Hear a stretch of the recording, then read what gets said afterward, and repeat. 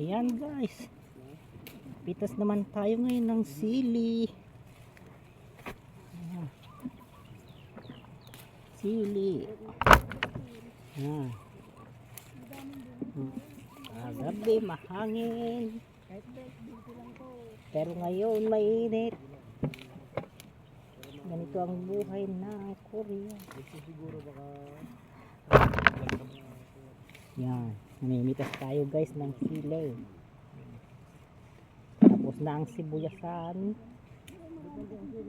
Yan, kaya sili naman guys ang ating pipitasin. Kailangan abot natin ng alas 12 at nangunguha. Yun ang oras niya.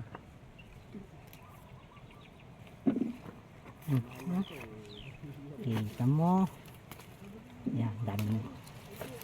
Hindi na natin alam kung walang ito guys. Sili. Tingnan mo. Pitas tayo ng sili. Wala pa yung ibang mga kasama natin mamimitas. Tanghali na. Ang pagpunta sa bukid dapat maaga. Yan. Para hindi tayo abutan ng mainit na panahon.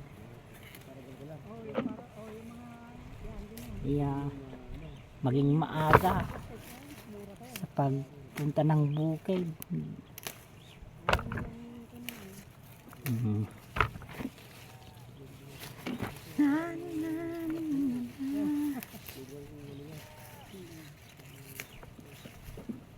Ayan.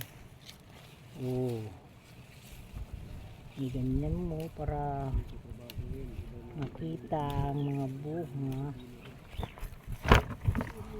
at nakatago. Di mo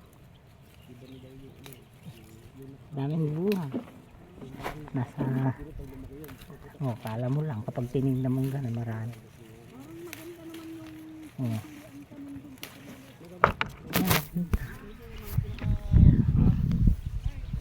Yan yung mga kasama namin. Ayun, may isang Koreano. Ayun, may isang Koreano dun guys. Ayan. Ayan. Sipag lang sa bukid. Para kumita. Huwag patulog-tulog. Tulog-tulog.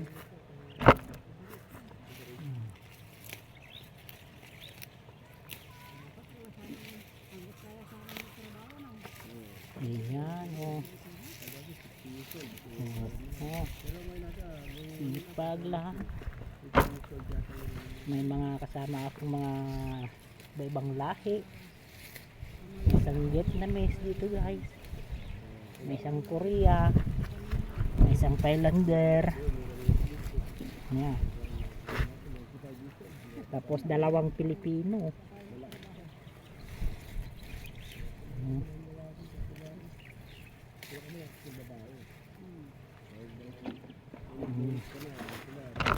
Yung panlaang kunin, yung tigas-tigas, hindi yung malambot. Para ako nga.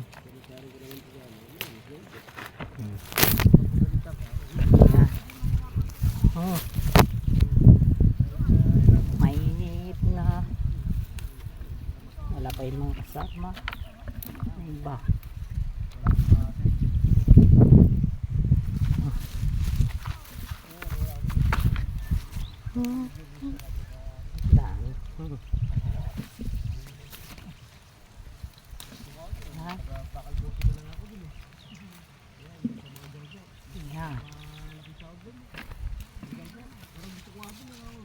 Bugyang siya.